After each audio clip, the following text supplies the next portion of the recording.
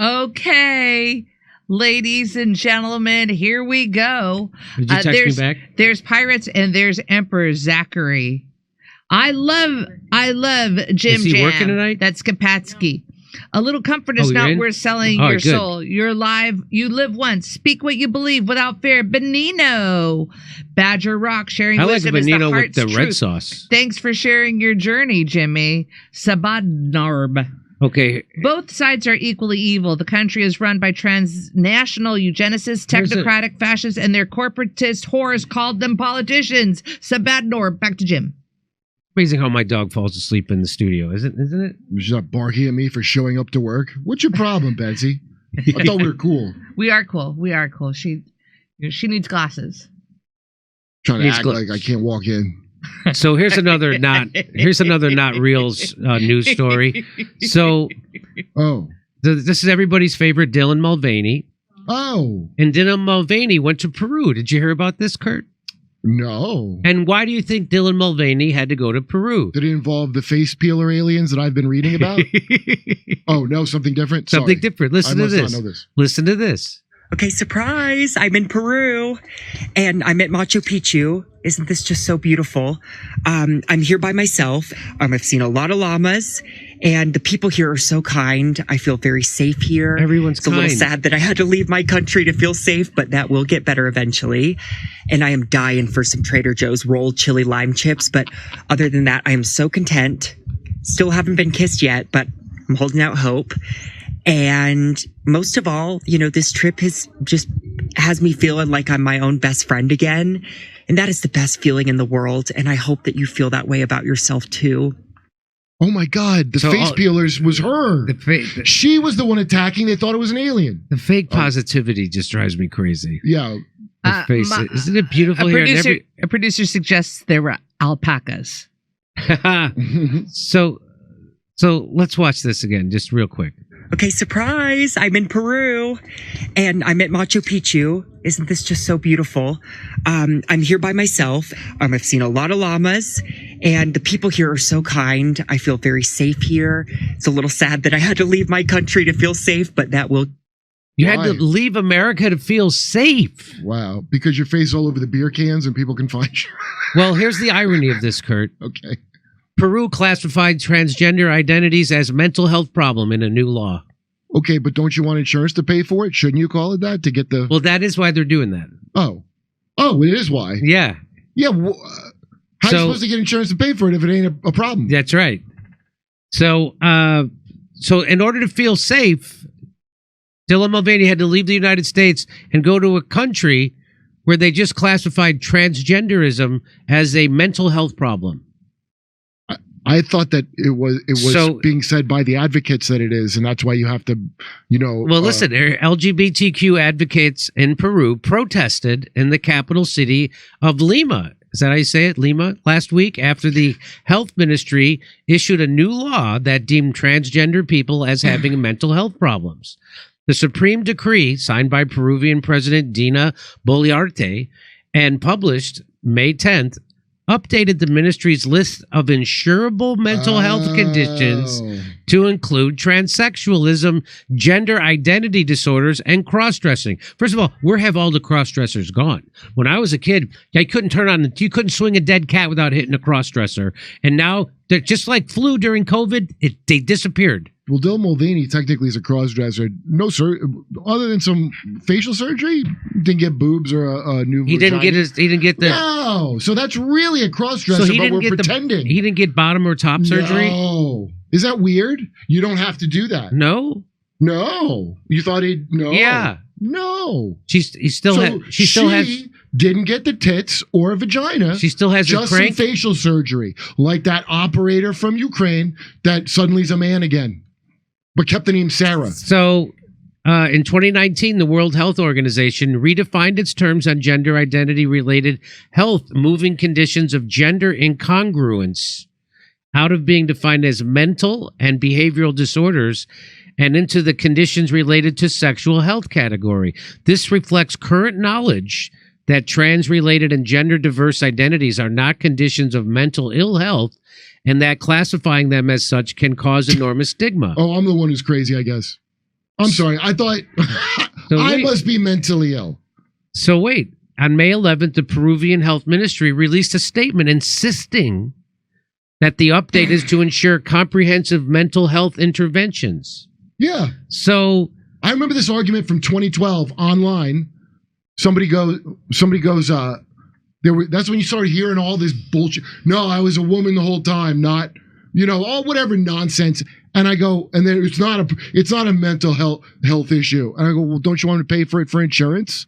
And I remember this person go, my friend said that you're being really mean. I'm like, dude, I thought you wanted surgery. What are you talking about? Because that's when they were putting out this stupid shit out of Madison, Wisconsin and Portland and all the dipshit places bad ideas come from. They were first infecting us with it.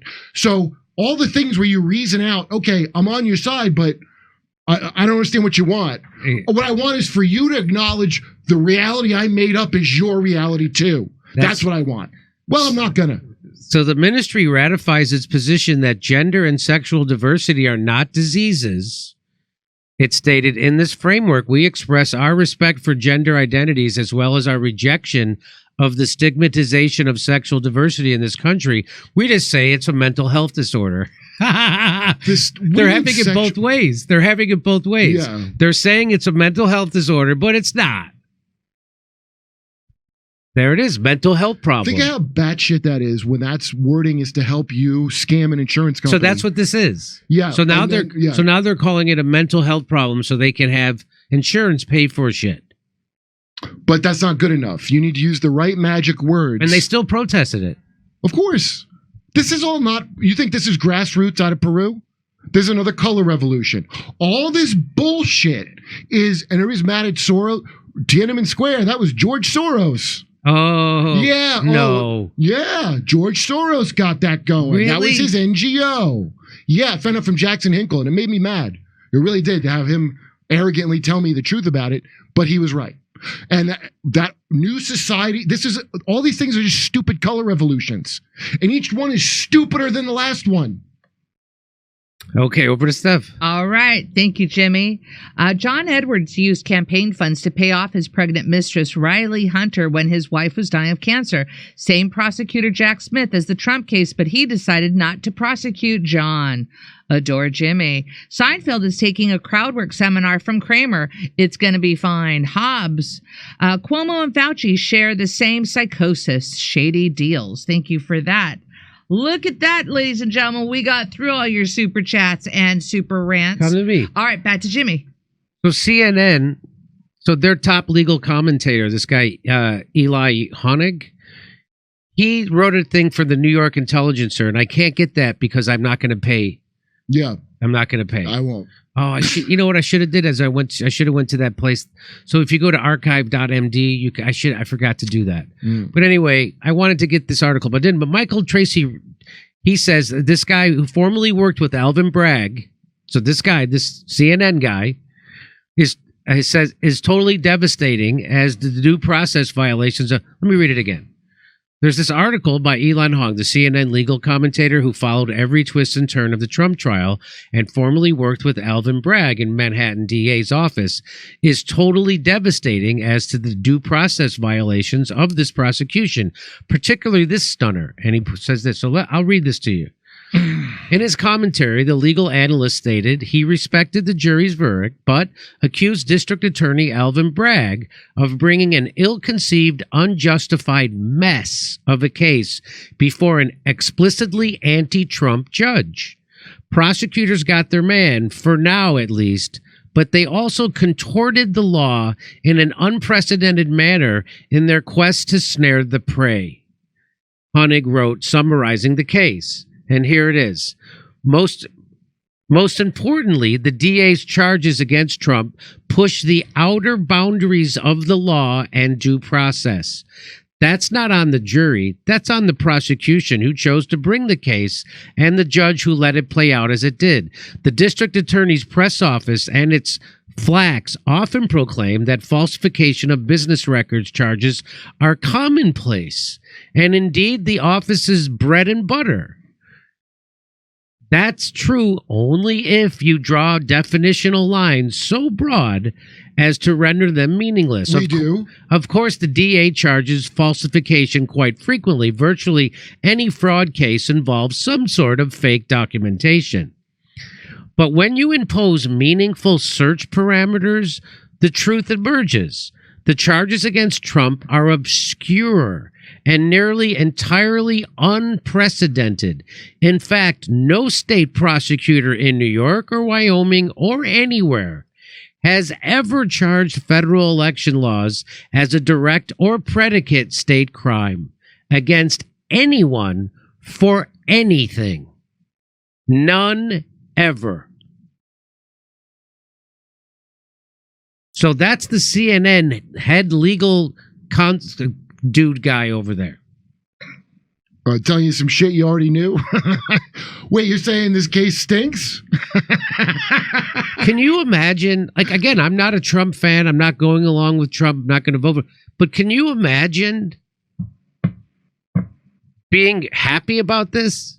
That you guys have to stoop so low to get a political opponent off the ballot so you can deny democracy to people, because that's what this is. Yeah, no, you're not allowing people the ability to vote for who they want to vote for. That's the goal. And you have to bend the legal system into a pretzel to do it, and you're proud of that, and you don't think that's going to happen to you someday? Well, you don't think it's gonna get turned around pretty quickly because of judging the flood of money coming into him after that?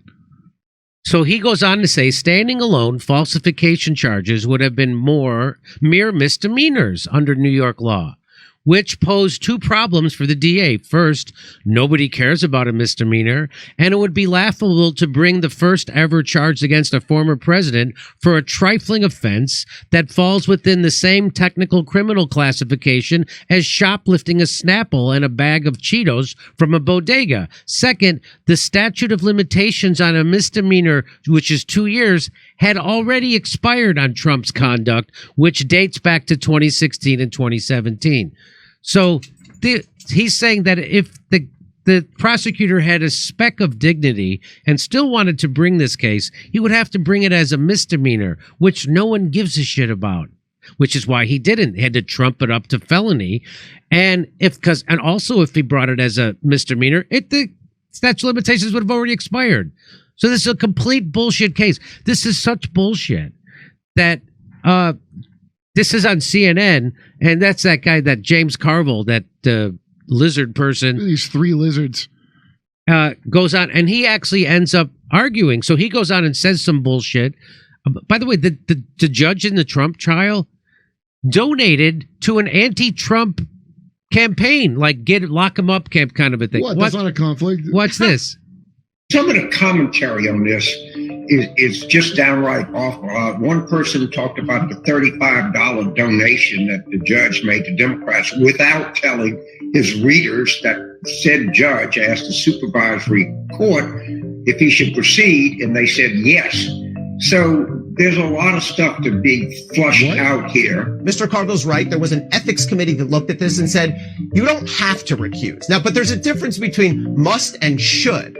So he's saying that the judge in this case made a $35 donation to an anti-Trump campaign, and James Carville's saying, yeah, but the judge didn't matter, and the term about a judge that guy didn't have to recuse himself. And so what the CNN legal genius guy is saying, saying that he doesn't have to or should are two totally different things. So. Also, let's say they said he didn't have to. That just means they're also corrupt. They're also corrupt. That's right. Snake. Right. So is this that rapping lawyer? So let me. Ari Melber? No, that's not. Should.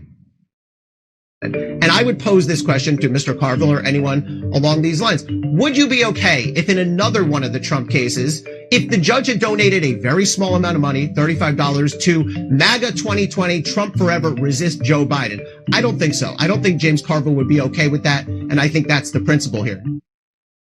So you got, that's how bad it is. CNN is now telling you that the Trump prosecution is bullshit, and that partisans like Carville are full of shit, and that the judge was completely biased and should have recused himself. Could you imagine if the judge in the trial actually donated to a pro-MAGA thing? Would you be okay with that? Of course you wouldn't. You would say he'd have to recuse himself. So even CNN now is admitting that the prosecution of Trump is complete bullshit. They just destroyed. I mean, the legal system was always a big pile of shit, but the level this destroyed it. Yeah. Because just like January 6th, where they're like, they killed, these are the people that love cops. Yeah, yeah. These are people that really respect and love police. You turn them into, they're cop killers now. They're cop killers, yeah. Trumped up charges, right? And then this thing, I guess the thing is just do as much damage, Neil Oliver said it, do as much damage as you can before you're kicked out. Over to Steph.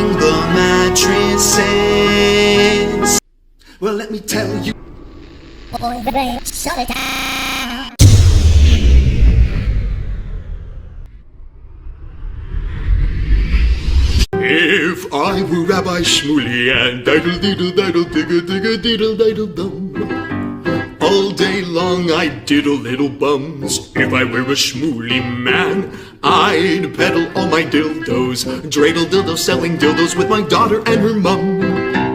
If I were a Jewish Shmuley man, I'd be digging with a dildo in my bum.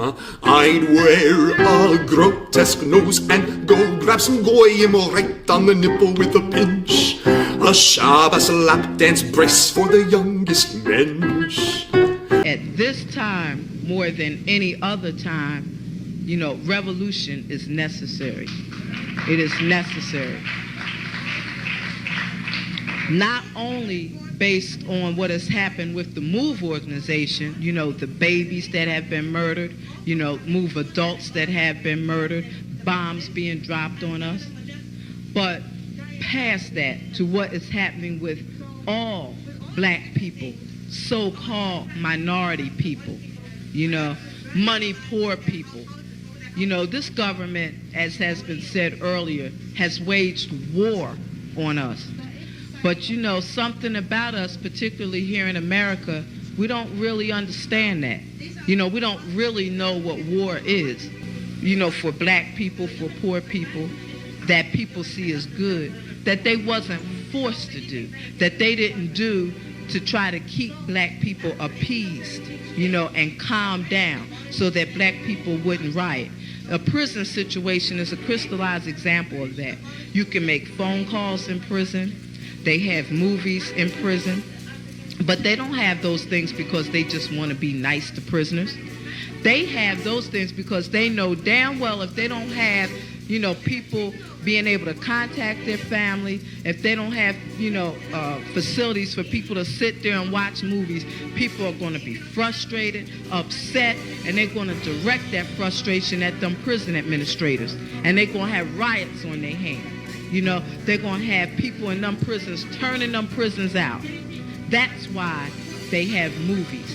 That's why they have access to phones the way they do. And a stop to it when we don't like it, or encouraging it when it's something that's in our interest. You know, we have to call the shots. The people have to take the reins of this system and start dictating, what we need, what needs to be done. And, taking the initiative to do it ourselves. We can't rely on this system. I mean, don't people see what's happening? Every single confrontation that MOVE people have been involved in, every single issue, oppression, economic issues, every single issue facing our people, is something that can be dealt with very, very simply. All people got to do is make their wishes known. All people have to do is stand up and say, listen, we're not accepting that. Unity is the key. Unity is the key to revolution. Revolution ain't nothing to be afraid of. It ain't nothing to shy away from. Revolution, contrary to what officials, this system and those backing the officials running the system, want people to believe that revolution means violence, means blood in the street. I'm saying it can get to that point, but it don't have to be violent. When people come together and take a strong stand on an issue, this government don't have no choice but to listen. Where you think they get their authority from? They don't have no power, but they do have authority to do certain things. Where you think they get it from? They get it from us, from the people. They get it from us accepting the things that they do to be done to stop it. Then you have some people who want to then turn around and say, yeah, well, it's the best we have, and want to make excuses. The time for excuses is over. It's over. Every man, woman, and child has to be involved in this revolution. Not only has to be, but is, whether you want to be or not. I mean, our babies gave their lives for this revolution on May 13th. Men, women, and children were murdered. And not just MOVE babies. What about all of the young men, women, children 8, 9 years old shot down on the street by cops, by drug pushers? I mean, where do you think that mentality comes from? It comes from this system, from the mentality of this system of getting over, making a quick buck, I'm saying that's where that needs to be done to stop it. Then, what I want people to really, really understand is that it's past time. It is past time for poor people, black people, to realize that this system has failed you. It has failed you. You can't get nothing from it. And what people got to do is withdraw our support from it and start doing for ourselves. That's what we got to do. How long are people going to sit back and beg, this government to do what's right when for hundreds of years all you've gotten is a slap in the face? All you've gotten is this government kicking your ass. That's all. That's all black people have ever gotten from this government.